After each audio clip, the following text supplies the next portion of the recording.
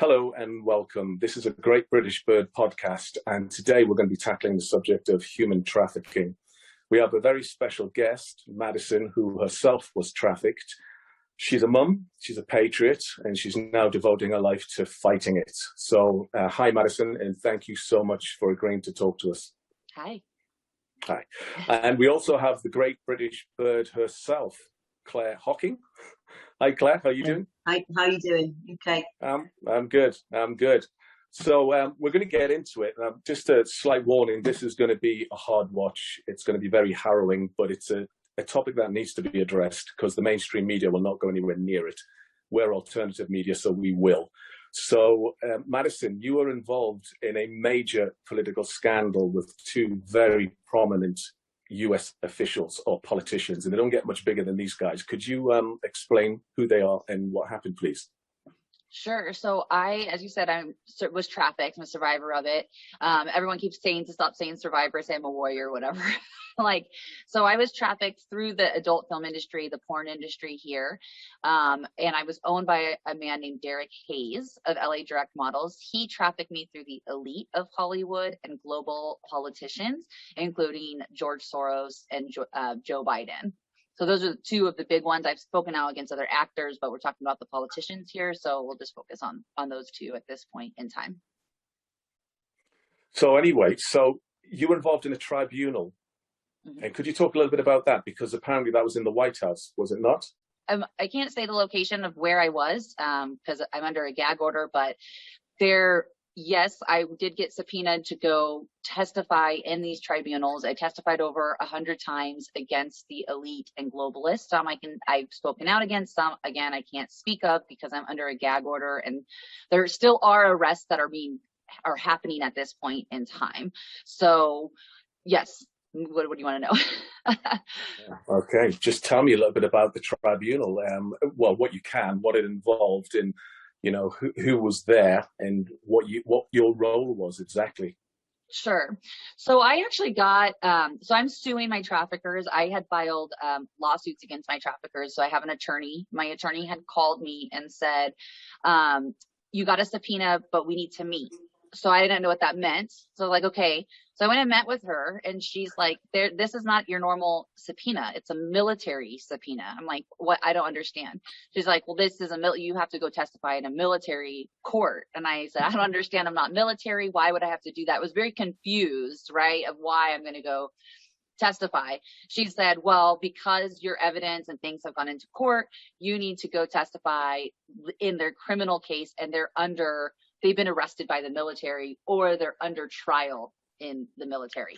So I go, okay, I will go. And at first I didn't want to, because again, I'm putting myself at risk by going and saying this stuff happened to me, putting myself at extreme risk.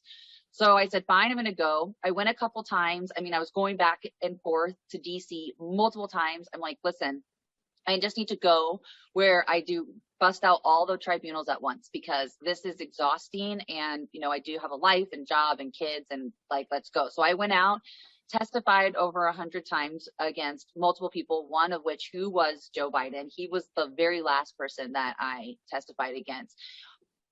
It's hard to make, let me just say this before I kind of get into all of it, is going and making that choice wasn't a choice about me. I've forgiven my traffickers. I've forgiven what has happened to me. But this to me I either serve my country and love my country so much that I'm going to go sit on a stand and put myself at risk so my children and my children's children can have a better future. And so to me, it was a calling that I had to go do, as hard as it was. So when we did the tribunals, and Claire and I had talked about this a couple of times, Joe Biden was there. Well, Joe Biden, right, was there.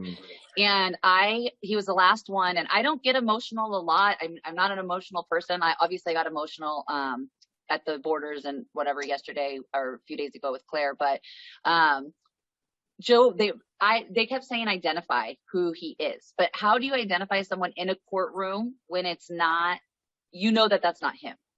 You seem like you're going crazy, even though you're not crazy. So you're like, okay, I can't point at him. I can't say that that's him, because then I'm creating a treasonous act against the country because I can't identify.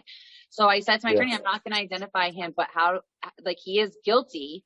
So what they did is, because I do have evidence of all my rapes and torture, and when I speak out, I don't speak out against anyone that I don't have actual physical evidence against. I don't have any evidence on me whatsoever. All that evidence is across the world and across to different people.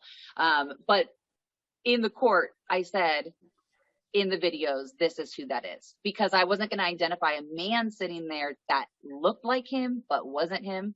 Then you feel like you're kind of like going a little bit cuckoo, right?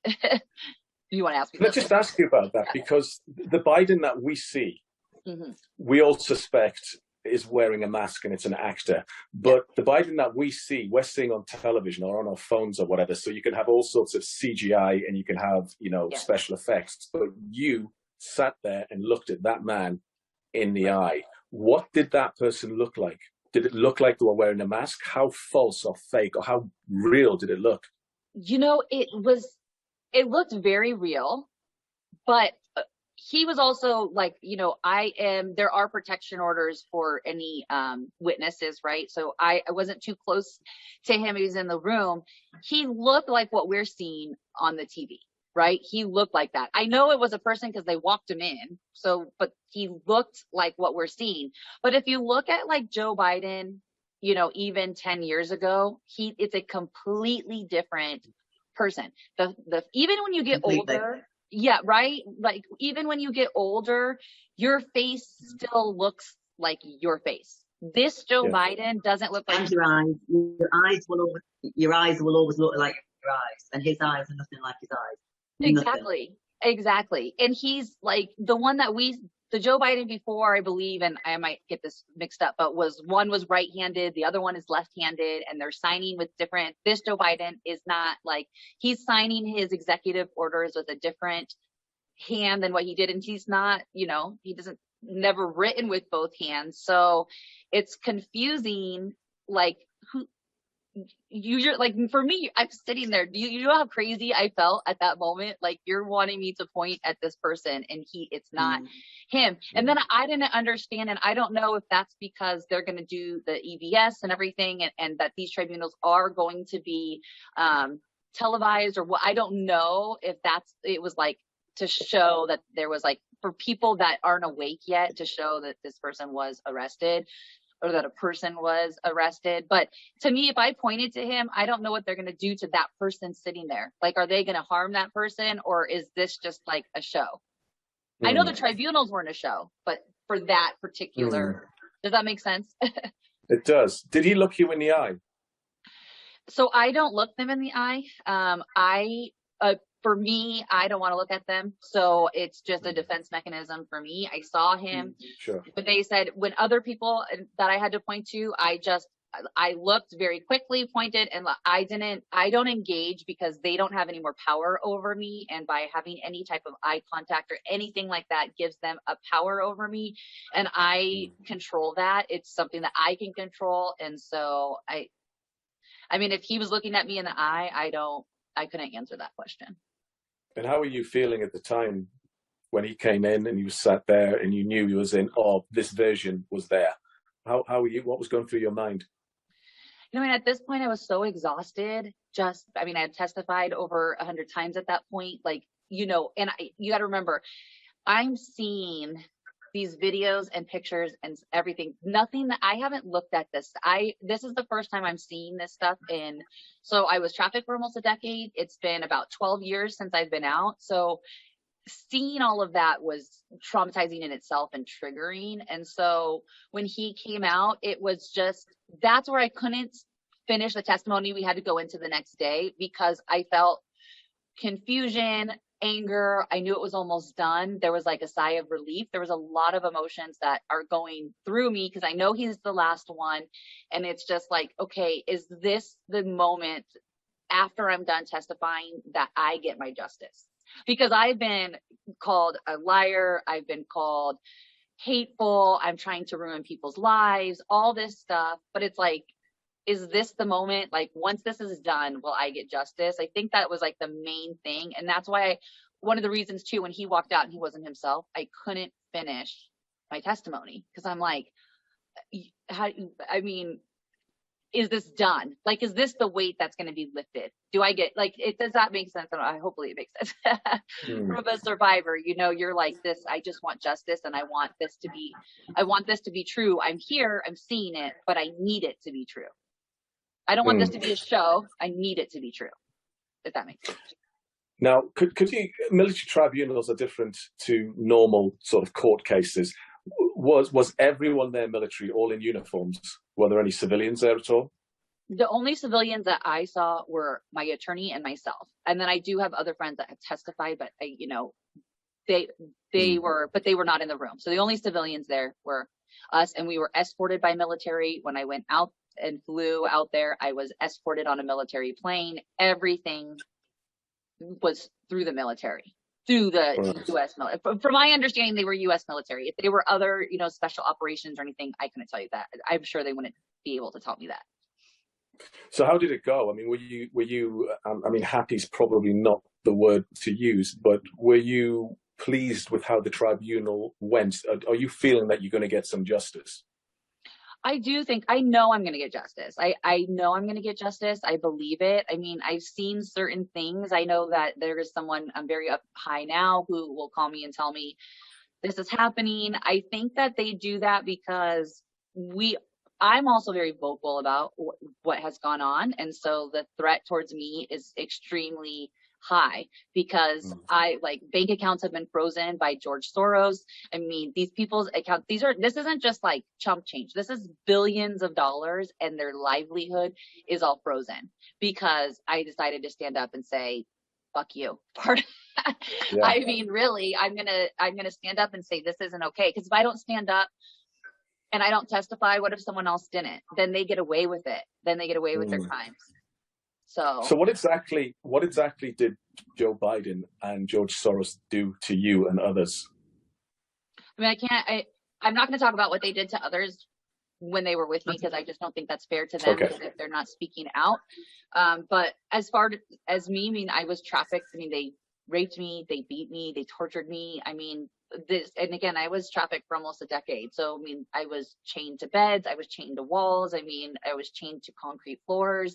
They waterboard me. I mean, there was a lot of different things that they did that 1%. There's certain things I don't even talk about because I don't think that people would even can comprehend that someone can go through that. The fact that I'm sitting here in front of you, I should be dead. Like there is no reason why I should be sitting here and talking to you and Claire. Like there's just none. That is why I believe in God and a higher being, because of everything that happened to me. I'm like, no one can survive that without a higher being, which to me is Jesus. You know what I mean?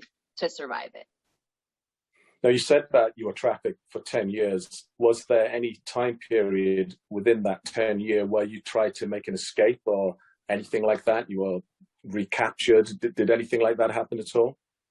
No. So when I tell my story, so I had originally got into the porn industry on my own and was getting paid and doing it. And then I had freaked out on one of the sets, like just crazy freaked out like a crazy person. I was like, I can't do this. And so the producer on the set called Derek, who owned me, and said, she's like freaking out, like won't do it. Derek got on the phone. He had a list of my friends, my family, everyone I loved and cared about. And it's like, you're going to do this, basically threatening them. So you have like your porned out makeup, like fake eyelashes, just everything, just porned out makeup.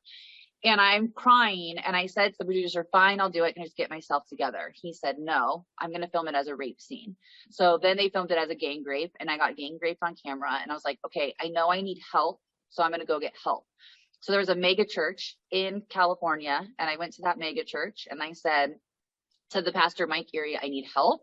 This is what had happened. And, think about it. When you're 18, 19, you're a child. I said this before. I think Claire's probably heard me say this a million times, but you're a child at 18, 19. You don't have any concept, but imagine being that young and gang raped and going to a pastor and say, I was gang raped and this is what happened to me. He's like, I'm going to help you. I'm going to help you. Well, he ended up giving me to Derek. So when you get into the porn industry, you have drivers that drive you around because they want to make sure that you show up to your actual set, because a lot of girls are on drugs or drinking or whatever. So Derek's drivers showed up and then took me to Derek's house. Derek said, I now own you. So at that point in time, I never tried to escape from at that point on, because I always had someone with me. And it was made very clear that if I tried to, that the people that I loved and cared about, even people that I didn't even really love and care about, that they were threatening, I just was like, I have to stay here because I don't even think it's going to be me that's hurt. It's going to be them that's hurt.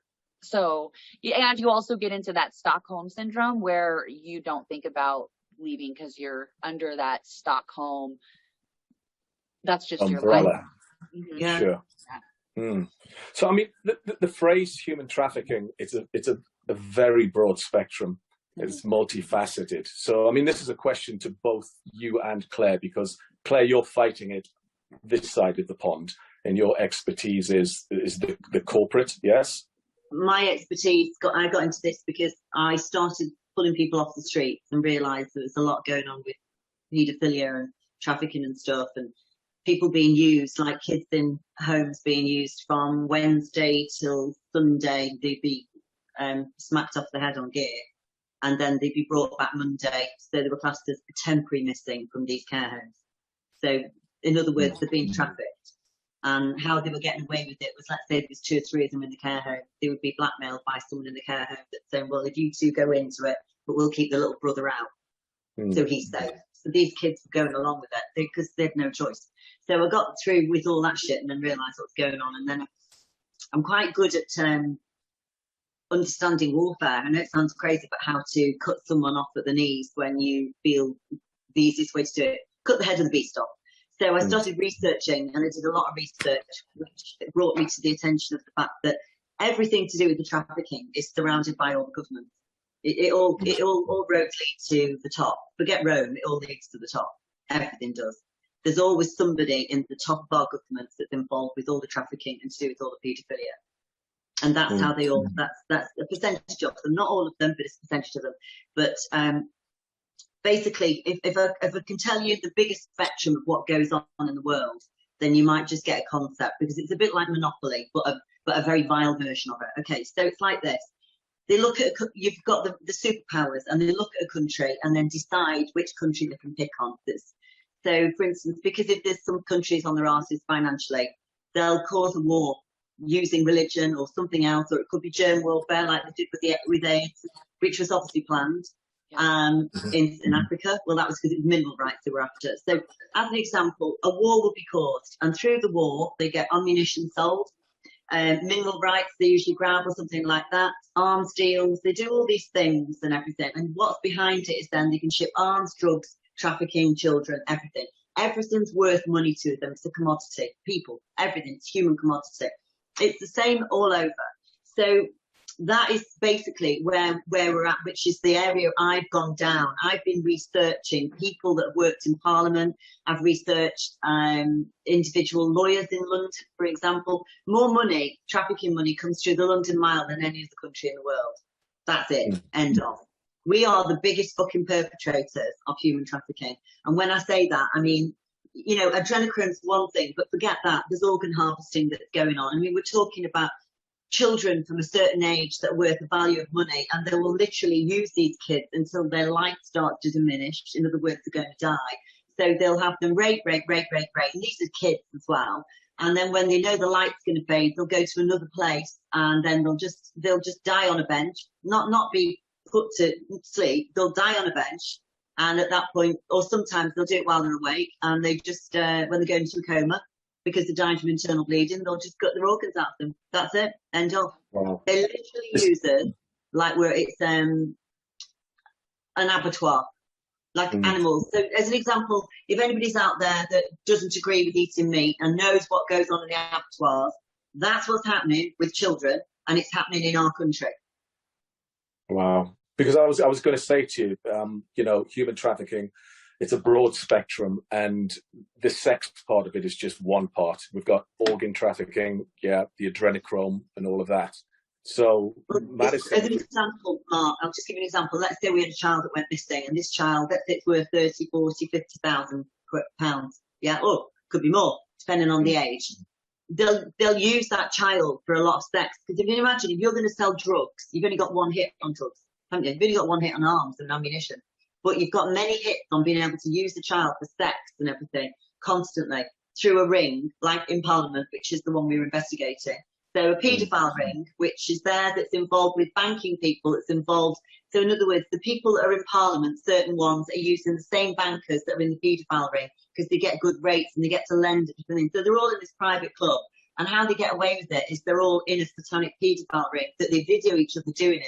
So that way, once they're in the club, no one will know about it. And that's your entry. Your entry is paedophilia, probably sometimes satanic abuse, where they literally cut the kids' throats and stuff. But from there, it means you're in it. It's a silent agreement. And there they are. They're away with it then. And that is the way it works. And it's all to do with, well, you might not agree with this or not, but not everybody in this country or this world believes in goodness and light. There's a lot of people that believe in Satan out there and satanic cult.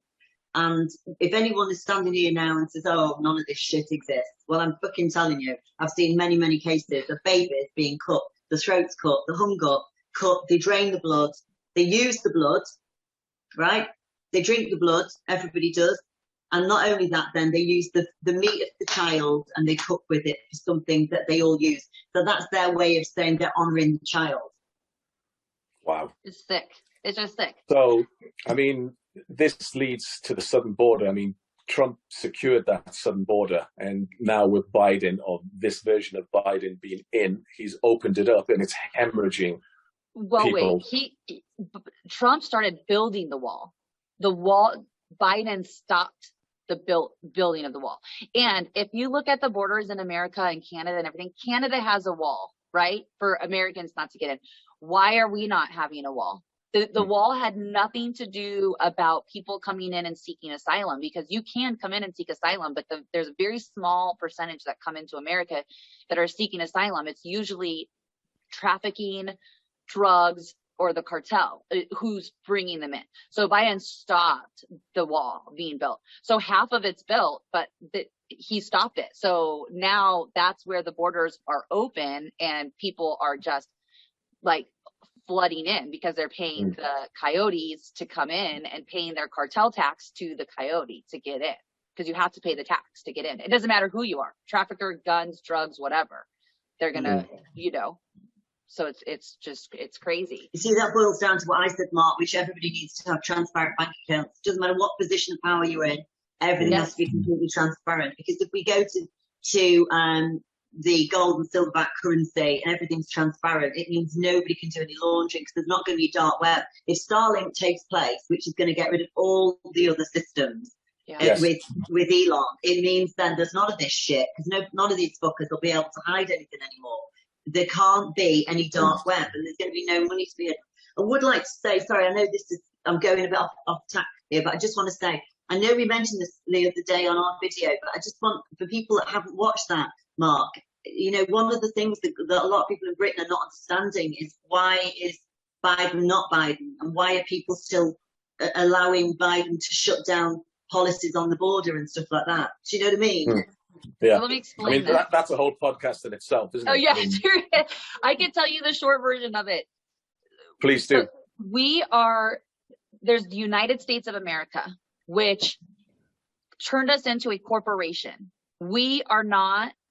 Every American got put into this contract when we were born, into the Social Security when they turned us into corporation. We are sovereign Americans. We are free Americans. That's why we fought a war. So we're free Americans. Joe Biden, or the fake Joe Biden, which really, it's not Joe Biden that's signing all this stuff. It is the fake Pelosi and Obama and all of these are the people that are running it, right? Of the bankrupt corporation. Trump is the 19th president right now. It's not been said. People can say I'm crazy and a conspiracy theorist. I don't care. But he also wrote the Second Declaration of Independence. It's out there. It talks about in there the human trafficking, how they use the money for human trafficking and drugs, because the human trafficking right now, it's modern day slavery. Like that's where we need to really come across this modern day slavery. And so that Joe Biden, these people don't. Do you think that Trump is really going to trust everyone in the military? No, he's not. So these people think that this person is in power. They have been in their whatever, for whatever reason, he is the president of the corporation. So they are obeying the orders of the person of the corporation because that's who they are serving, the military. I believe that there is a whole separate military, that's the American military, that Trump trusts is under. So I think that there's two entities right now, is the Trump military, this military that is obeying the Biden orders. And that's where people are confused, but then we're all awake, right? Like people over here say the word woke. I'm like, wokeism is the new racism, because you don't know what woke is. Because if you are not awake of what's going on and go see what's going on at the borders, what's going on in Europe, what's going on with the trafficking, what's going on with different things, and that modern day slavery is the biggest pandemic that we have at this point in time in history, because of, just like Claire said, of people like Joe Biden, George Soros, Bill Gates, all of these people, like and there's distractions everywhere. Oh, Bill Gates getting divorced. No, that's a distraction, because it's all science. Yes. All science. Yeah, exactly. It's smoke and mirrors. That's what it is. It's just like, with all due respect, it's all about Prince William the other day. All that said bollocks. Science. Yeah. Oh, my grandma's upset. Cop, she's the toughest old bastard ever. Well, look at your prince. I call him your prince because he's not our prince. The one with Meghan Markle and coming in and talking to Oprah and whatever. It's a distraction. No one cares. This is America. Get the hell out. We don't want you here. We don't want your state. You left there because you're running. It's the same old tricks from the same old dog. And you know what? It's like, come on, we played that one long enough now. Everyone's waking up. So, it's not happening anymore, is it? Yeah. So let's talk about the southern border, because you had an incident there, which is particularly harrowing. Could you talk a little bit about that, please, and how you got the intel to go there? Sure. So I can't say how I got the intel, just because that messes up our other stuff that we have going on. But sure. We get the intel to go. So usually when we go to the borders, we have teams with us, marshals and federal agents that go in with us, because they are trained to do all that. And that's kind of something that I had said when Claire and I were speaking, but they're trained to it. I am combat trained. I am gun trained, but I've only done that. I've only been doing that for a year and a half. Not for years. I mean, I'm in freaking law school, right? I'm not like this person, but we were told that the fake president, well, they said from the top, they didn't say Joe Biden, but they said from the top that they cannot go in with us on this rescue. It was supposed to be a 48-hour operation for us to go in. And then it was like, they're not going in with us, which means that most likely someone had tipped off the traffickers. So we have to go in and we have to get the kids. So we went in, and I'm like, I told my team, listen, I'm not forcing anyone to go in, but I'm going in. If I go in by myself, I'm going in guns blazing, and I'm going to go get those kids. But how big was the team originally? Sorry, how big was the team originally? Well, so I got yelled at for saying the numbers or whatever, but my team is 12, and then usually you have like multiple, I mean.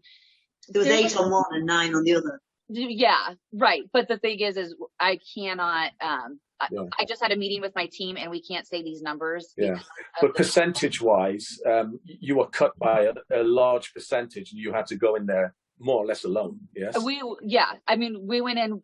We were cut by like 70%. Somebody had put you through the Dominion machine, hadn't it? You were winning, and then all of a sudden you had nothing. It was like the Dominion machine literally taking your numbers away. Exactly. It's like the point. I mean, it's really, that's exactly what it is you took our numbers away. And then it's crazy, because I've had a lot of time to think about this. I talked to my team yesterday, because we had to go through like the report and everything. And so, talking to them, I'm like, they want us to go in and get hurt, because if we're hurt, then we're not taking their supply away.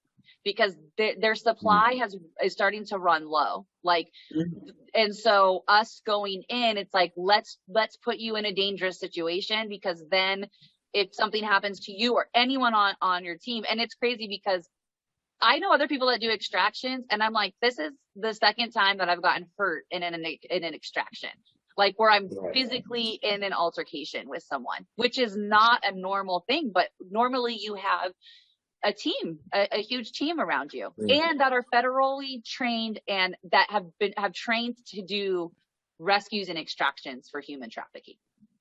So if you can talk us through it as much as you can, what happened? So we were told that they explicitly could not go in with us. A couple said that they were, who were agents, and they said, we're going to go in. They said, fuck it, we're going in. We're like going to protect you. There's no way we're going to let you go in. My team, like I said, I told them, you don't have to go in, but they were like, no, we're going in. And so because it was supposed to be a 48-hour operation, we decided we're going to go in, we're going to go in quick, and we have to go in basically blindly for us, but they also don't know we're coming either, because we don't know if they were tipped off at this point that we're coming in. So we do go in, and I'm not going to get emotional here, as I've cried enough. I laugh because I don't want to cry. So we go in, and there are children there. I mean, there's over 27 children. Some are dead on arrival, and some, there's so much going on around me at this point that there's like another little kid that's sitting there. I know something's wrong. He's like gasping for air. He's like not breathing. It's like, he's like that. I don't know how to explain it. It was like a little kid. So, I do all the training that you learn when you have a kid, like, what you need to do.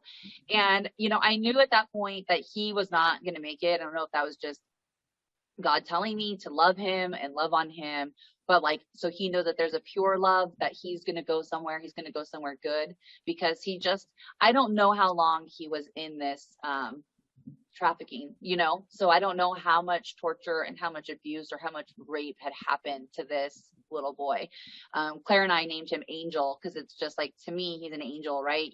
He endured horrific, just horrific, right? And so you talked to, haven't you, about going to was the wonderful place where it's going to be with the angels, haven't you? And that he's going to have this perfect place that he's going to, and there wouldn't be any pain. Right. That's what you sent to. He's mine. Well, it's like I kept telling him, you're going to go to heaven. It's beautiful there. I mean, Jesus is there. I was explaining to what I believe what heaven would look like for him. And I honestly believe that God's powerful enough to give this child what I described to him. So this child knows that heaven is good, and heaven is, I know it's his soul, but when he was in there in his limp body, I've never had anyone die in my arms. I know. You haven't ever had, it's not a nice thing to happen with anyone. I know when I've lost people, and I've had somebody die with me. So, and that was an adult. But what I'm saying is, it's not nice for anybody to go through that, Mark, and you would know that as well. None of us do, because especially when it's a child, because not only you relate it to your own children, but you just relate it to pure innocence. It's just innocence, isn't it? And it's what God intended children to be, pure and innocent, and have a life and have a childhood and all the things that we all strive for our own kids. And then this poor little mite never got that chance. And the only thing I can say, and I'll still say this, are you all right, Mads? Yeah, I'm good. I'm good. Yeah, you're ready to talk. The only thing we agreed was that at least his mum knows when you find her that another mother was with her little boy till the end, and that's better than being on his own. Right. Isn't it? Right. Well, that's right. I don't. This is a question I don't like to ask, but did he talk to you at all? He didn't. He just kept looking at me, and his eyes, when I tell my story or when I've talked out, I always say, look at someone's eyes, because you'll know within their soul what their eyes look like. And his eyes were just glazed. No, they were just tired. They were just tired. Like his light was gone. He just had given, he's just like, I don't have another second to fight, because I don't know who or what you are coming in. I just can't fight anymore. So let me let go, and to me, it's so he knew. Yeah. With He him. knew. Yeah. I do think that he knew that I was good, because he was the same age around, my youngest. And I just, was hugging him. I sing to my kids every night, "You are my sunshine." And I sang to him. I believe I told him I loved him. But to me, I'm like, it's hard for me now, because did these people tell that child that? Because they're sick and fucked up in the head? Like, did you tell them you love him? Does he know what love is? Did he know what love was, the pure love, what was before all of this happened? So that's where it's just such a difficult situation. And, I've gotten yelled at a lot from people that really love me and care about me. And they're like, "You're going into these battles. Why?" But no one else is doing it. Look at those agents. You took an oath to serve and protect, and you left us there on the battlefield.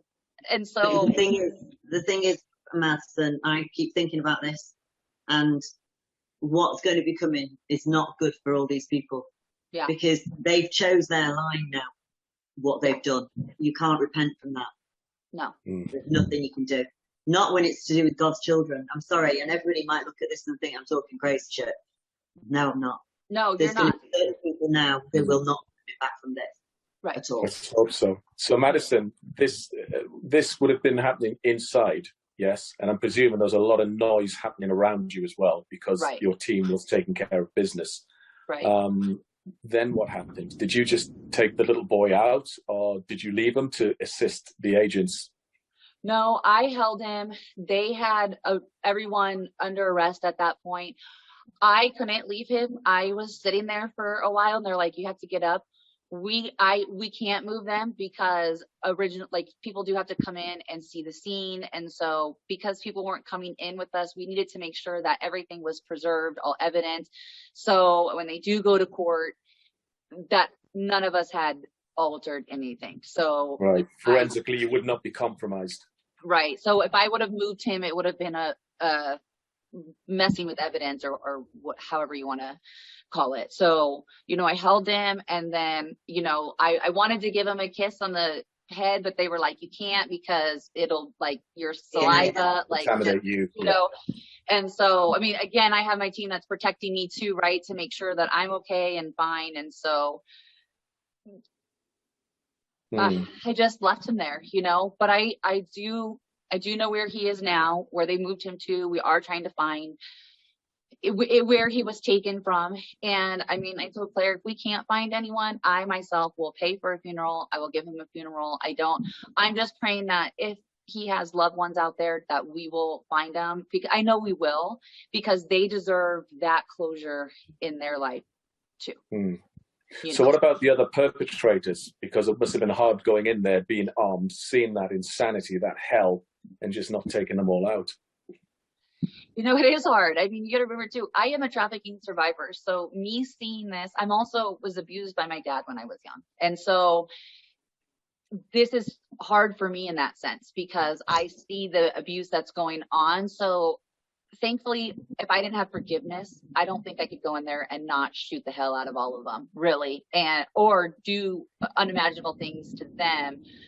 It is very difficult, but you can't. I mean, I also want justice for these kids. I want them to grow up and be like, this team went in, they saved us, they brought us back home, or they gave us some type of life, and that their traffickers are rotting away, because in America, any pedophile or trafficker, you're probably either dying in prison, or you're getting raped and tortured every single day in prison, because you could be a murderer, you can be whatever, and you won't get messed with, but in prison here, the pedophiles and the human traffickers.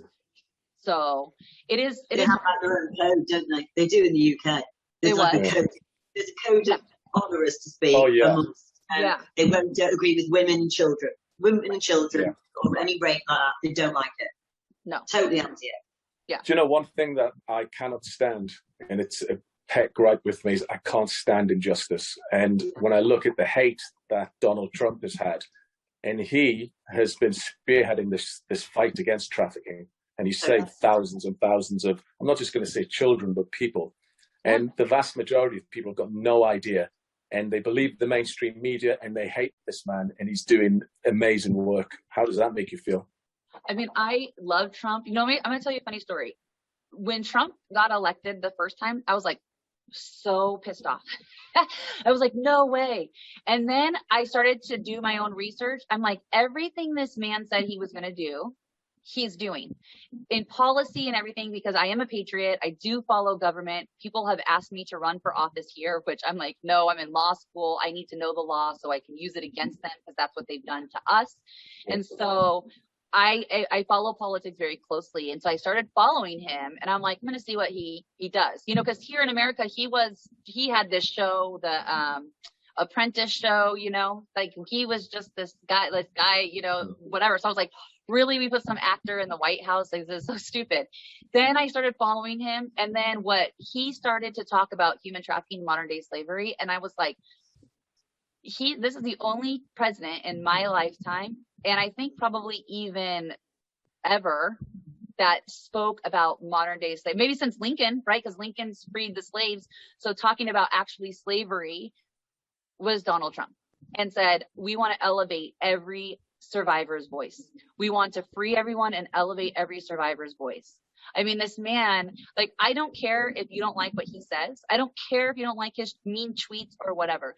He did do what he said he was going to do, and God can use anyone, and you don't have to be perfect, because look at me, look at Claire, look at you. None of us here are perfect. That God used were the ones that they said were a liar. I mean, or as a prostitute or whatever. Those are the people that changed history. And so to me, I'm going to stand up. You all are standing up, and we're like, you know what? I don't need to be perfect, because I don't want the perfect person to change history, because those are the people that are probably either one in their basement, like Sleepy Joe Biden, doing really horrible things where people don't know. Because it's funny, our sin is out there. Our stuff is out there. Our horrible stuff is out there. And we're like, yeah, I did it. I own it. Like, yeah. The people that are like, no, I didn't do this. You're not going to change history. And so Donald Trump, to me, I don't even know how to describe it, because as a survivor and being like trafficked by these people and trafficked by the elite and trafficked by them, I don't know how to describe it, because I got shut down. So I wrote a book about being trafficked. When in 2014, when I wrote my book, I got shut down so hard, and I was scared because people were threatening me. Then God said to me, you need to start speaking out, and you need to start naming names, because that's the only way that people are going to wake up and things are going to change. But I can tell you, it's not an easy road. It's just like Donald Trump says, it is a lonely road you're walking up. It is a very, very lonely road. But if not us here right now, because you guys are not here in America, but you're patriots. If not us patriots, 100%. If not people that love our country, then what? We're all dead. It's kind of big, Mark, isn't it? Because if you think about it, we haven't got the white hats here for a good long time. There's only the one, and not like it is now. There's more, but you were really running the gauntlet when you were sticking your neck out 3 years ago here, because there's no one there to protect you. There's no firewall, but because we love it, we love the country. Yeah, and that you are our family, aren't you? So we all stick together. When the shit hits the fan, we pull together. Definitely. Right. I've just got 2 more questions, and the first one's going to be to you, Madison, and the second one's going to be to you both. But can you shed any light on the Hollywood pedophilia? So I was in the porn industry. I was in Hollywood. So I was trafficked. Lived in Hollywood. I lived in the hills. That's where Derek's mansions were. So I was trafficked by the elite of Hollywood. Now I'm going to drop a name here that I have not dropped. I'm going to drop it here. I talk about Tom Hanks a lot. My first interaction with him was him punching me in the face. I knew who Tom Hanks was when I was a little girl. Now, when you ask me, like, did I ever think about getting out? There were times where I thought, oh, I know who this person is. They're going to help me. And then that slowly, went away after time. And I realized that they're buying me to do horrific things. So Tom Hanks is one of them. Jeremy Piven is another one who was on Entourage and everything else, which that's what people tell me. I don't know what that show is, but because I don't watch a lot of TV. But Jeremy Piven, like I said, these politicians. There was the what are they called here? It's like the main police person, like I'm having a blonde moment. The chief of police, basically. Chief of Police. Yeah. Another one who I'm like, I have not talked about, but Matthew McConaughey. And I'm like, it makes me sick because he wants to, it makes me sick because he wants to run for office. And I'm like, this is what's going on, is the people that haven't been arrested and that don't know what's going on, they're trying to put those people in office because then they can still try to control the local government that is within each state. So it's like, let's put these people in local government, whatever. You know, they say Caitlyn Jenner is a Trump supporter, but Caitlyn Jenner is fucked up because I'm sure she, whatever, saw everything that happened. And you either go get major help from therapists like I have and be like, I need help to live a normal civilian life, or you become on that opposite end of like Caitlyn Jenner, who's wanting to run for office here, and Matthew McConaughey and all of them. So, I mean, there's a lot of, it's hard for me to speak out because Hollywood is so big. If they are a major celebrity, they most likely are involved. Now, I'm not saying all of them are, because I do believe that there are some very good ones. I think some of them are cracking. I think that they haven't spoken out but knew about it. I think like Brad Pitt, they're making him to look crazy. He's not. He's just done, and he's trying to protect his kids because now he has kids. He didn't protect those other kids, but now he has kids, so he's like, I'm going to speak out. And now what have they done? They made him look like he's crazy. Kanye West, you're married to the biggest pedophile, nasty piece of shit, Kim Kardashian. Now you have kids. Now they're saying he's crazy. So like, that's where people need to start looking in and really looking at. If they're saying that they're crazy, most likely they've either turned them into a white hat or they're fighting a good fight because they just know that this isn't right. And morally, if you have any moral compass. Can I ask a question? Because I heard something today, and I'm just going to ask you. You know, not Tom Hanks, who did you just mention at the end of the Matthew McConaughey, Jeremy Piven, Matthew McConaughey. Brad Pitt, you said his ex-missus. Angelina Jolie. Yeah, because I heard yesterday that Gwyneth Paltrow, her, and Oprah are 3 of the 4 main satanic witches. Oh, I believe it. I totally believe it. That run the country, that run the north, south, east, and west. But that's exactly okay. Do you remember when Angelina? Well, I don't know if you remember, but Angelina Jolie kept traveling overseas to adopt babies. Yeah, I know about that. Yeah. What were you doing over there? Oprah Winfrey too. Her orphanage. All those children just mysteriously vanished. No investigation into it. No one's found those children. No one's talked about those children. And so Hollywood, I do believe, I know that God has told me there are 2 things that are, I have a reoccurring dream, and people can think I'm crazy or whatever, but I believe in the gift of prophecy. 2 recurring dreams. The Hollywood sign. So in LA, well, you've been to LA, Mark, so you know. You've been to LA. Have you been to LA? No, I tried to keep away from the Satanists. I'm going to be honest with you. Good call. We split burns. So there's a huge Hollywood sign, says Hollywood, and you can go up and walk to whatever. I've had a dream that it is burning, and then the city is burning behind me. I do believe that Hollywood is going to fall. There's also the mega churches. So I've been speaking out against mega churches. I just dropped names. And I don't know if you guys have heard these because they're mega churches here, but there's a guy named Rick Warren who has books. There's a guy named Greg Laurie. They are huge mega church pastors. And I believe that those churches are going to burn as well. And I feel like people like Claire, and I feel like people that are getting spiritual, those are going to be people that rise up, because we don't get paid for what we're doing. We take out our own time and we go and we like do the rescues and we go and do like whatever. We're not getting paid for this. We're talking and like, you know, even Mark, you're taking your time. Like, we're not getting paid for this. We're just saying we're going to be the real news because we're sick of the mainstream media. And Can I just make a point though? We're not getting paid. This is one thing we all started this for. We might not have known it at the time. I didn't know it. I've always been spiritual. I know that you had more faith than me because of what you've been through. Yeah. But we really have all done this for the greater purpose of God now, which is humanity.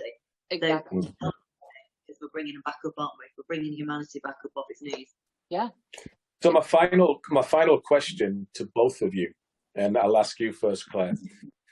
Is this still a massive problem? Are we cleaning it up? we are cleaning it, and believe it or not, all these people that I get on my channel going, oh, I can't see anything yet, what's happening?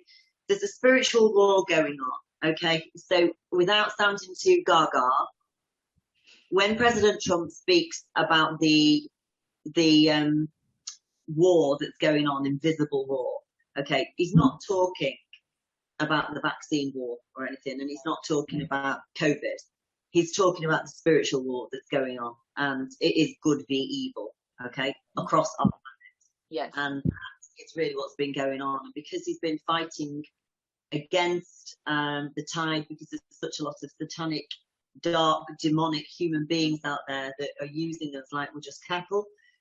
He's used the people, and whatever you want to call it, we have all come on board, and there was a few, then there was many, and now we're up to probably, I'd say we're up to 69% of the population now are awake. So Yeah. they're fucked. I Because agree. we're taking back, and we're giving God back his land. No, but it's Jesus's land. I'm just gonna say that. Trump's just getting it for Jesus. I'm just saying.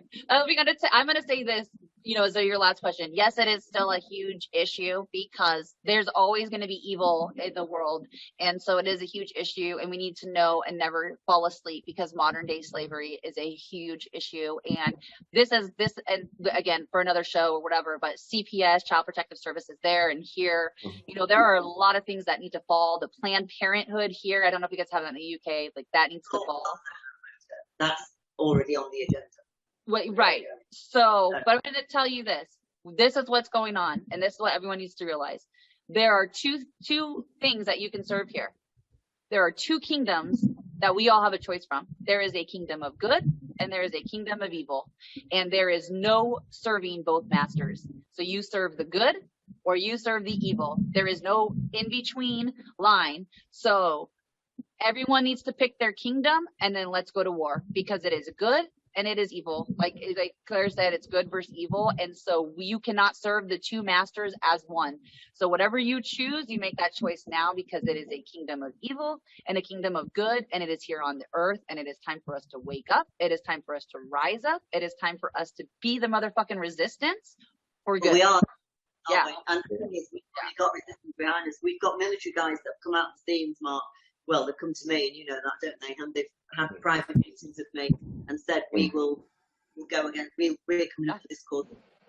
This is not military that, let's say they're independent people that work for themselves. So they get special ops for governments when shit needs sorted out. And they've come to me, and the shit needs, because, just no matter what these guys work for and what cause they go behind the scenes and do, when it comes to children, they don't like it.